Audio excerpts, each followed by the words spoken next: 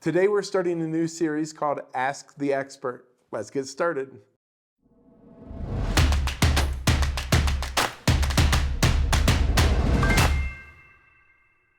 Hi, I'm Jeff Abel with the Abel team here in beautiful Estes Park, Colorado. And here on our channel, we like to provide information on all things real estate related in the Estes Valley and share what it's like to live in one of the most beautiful places in Colorado.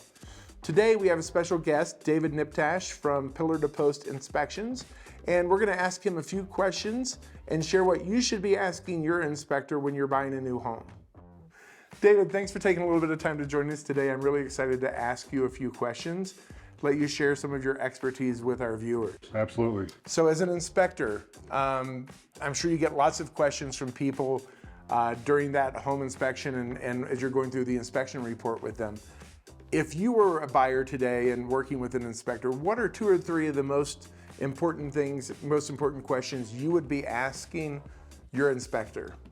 I'm a little bit biased in that regard. As being an inspector, I'm more concerned with major items, major budget items, some safety issues. So I'm more inclined to think of foundation, roof, electrical issues, water leaks.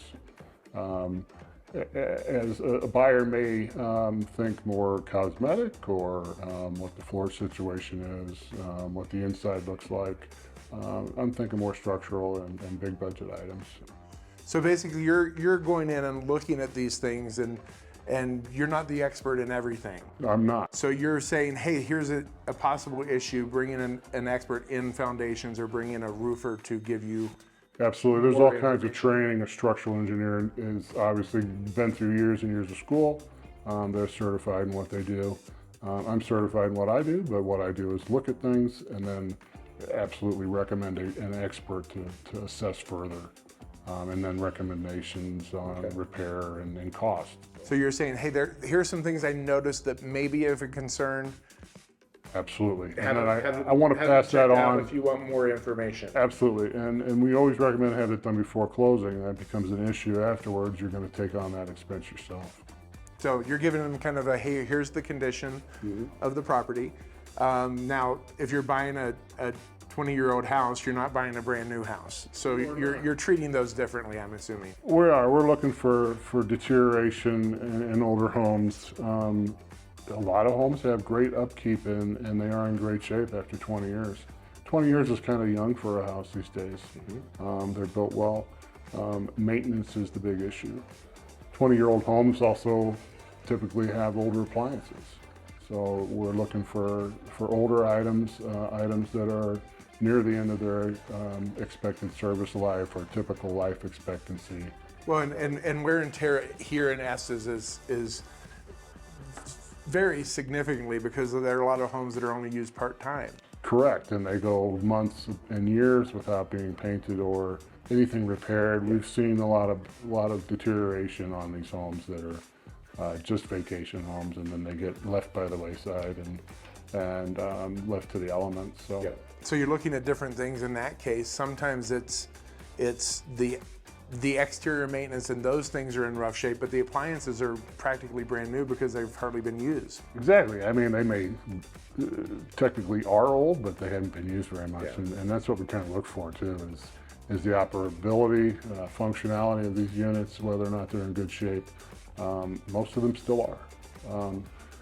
Deterioration and decline in these occur from a lot of use and then neglect. So if they're well maintained and then haven't been used much, they're operational and they usually make the grade. What are 2 or 3 things that the buyers should pay specific attention to when reviewing their inspection report that maybe they get overlooked sometimes? So the big 3 are usually health, safety, and welfare. Some homes over time have mold in them, noxious materials, stuff like that. So we're looking on the health side, anything that's going to be a health risk before they move in or when they move in. Safety as far as say carbon monoxide detectors, gas leaks, carbon monoxide leaks from furnaces, so we're always checking for that stuff. Safety, some homes up here are older, so they may contain asbestos products. Now, we like to point those out and recommend that they have them tested if they are present, especially if removal is going to be desired. And that as far as welfare, any kind of big budget items, you don't want to walk away from the negotiation table with a roof that needs to be replaced, or with a foundation that has failed or is failing, or needs repair. And keep in mind, most things are repairable. I would say 90% of things are repairable. So getting them done before closing is ideal, but identifying all those issues so people can make an informed decision is what we're after. Well, and your job is really to go into the house and point out most of the things that could potentially be a problem. Absolutely. So you're going to be thorough in your report, and it doesn't mean that everything is a problem. Absolutely. But it could be. We report on a certain amount of items. We're going to make sure everybody's not walking into a home that's going to be a health risk. So I think a lot of times buyers kind of see the inspection report and can have a little bit of a moment of panic there of, oh my goodness, there's a lot of stuff on there. Absolutely. How many times have you done an inspection report where there was absolutely nothing on the report? Probably 10% of 1,000 or more inspections. Doesn't happen very often. Brand new homes, for example, quite often find items that are either unfinished. One time an air conditioner was hooked up so it ran all the time. Brand new home, so I turned the furnace on and the air conditioner was on, so I had to unplug it from the outside. That was a big item. And even in newer homes, you find all kinds of things.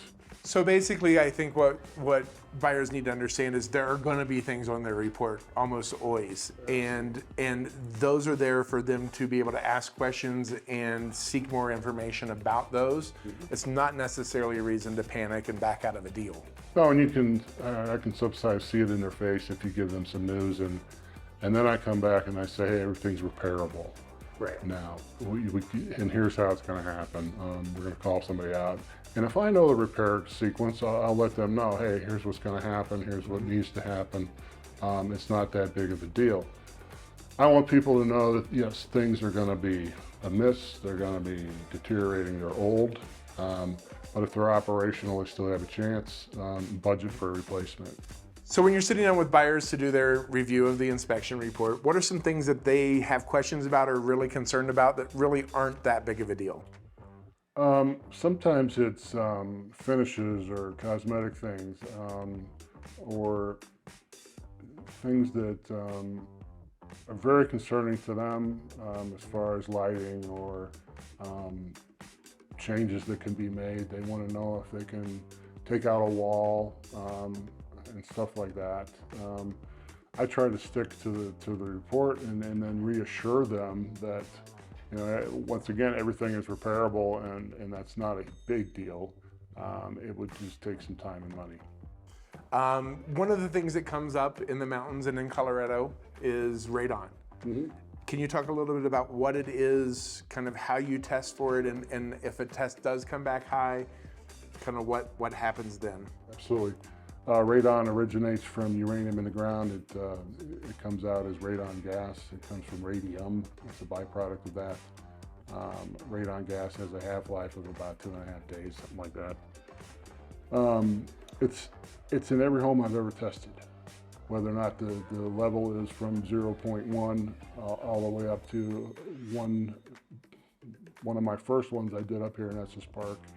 It was over 120. So the range is huge. It's in every home. Typically in Estes Park, it is a little bit higher. So the range, EPA recommended high is 4.0 curies per cubic inch per liter. It's usually higher than that. We test. If it becomes higher than 4.0, we recommend mitigation, which is a separate company that comes in, provides a permanent ventilation system, seals off the lowest level with a vapor barrier, or if it's a full basement, they'll seal all the cracks and stuff with a sealant, and then it brings down the level to appropriate levels. every time. So it's a very effective system. You just have to test for it, and I do recommend testing for it. Well, and when it does come back high, again, it can be mitigated. Right. And the companies that install the mitigation systems provide a warranty saying Absolutely. they're going to get you to the level it needs to be. Absolutely. And they'll retest, and then there's an indicator on there. We recommend to retest if it's been high every 2 years. After that, probably every 5 years. So one final question for you. All right. You've done a lot of inspections. What's the craziest thing you've ever seen during an inspection? Oh my. It's a toss-up. There was a water heater that was absolutely concealed. I couldn't find it.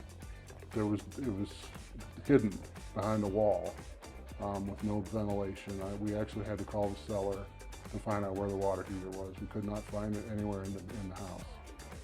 So it was behind a wall in the closet with no ventilation, a gas water heater. So it was actually a safety issue as well. Yeah. Craziest thing. That's one of them.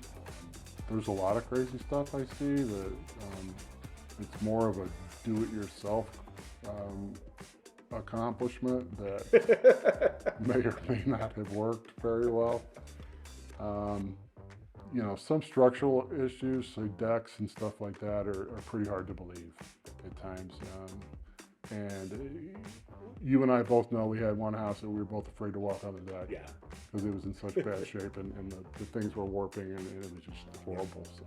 But fixable. Fixable, replaceable, and they fixed it because I did another inspection there. Yep. And we actually It was sold in great that shape. house. Yeah, it was. It was. So, well, I appreciate you taking some time to come answer some questions for us. Absolutely. If our viewers have questions or want to hire you to do an inspection, what's the best way to get in touch with you? 970-443-0779. And where can they find you online? pillartopost.com/David.Kniptash. Awesome. All right. Thanks, Dave. Thank you, Jeff. Have a great day.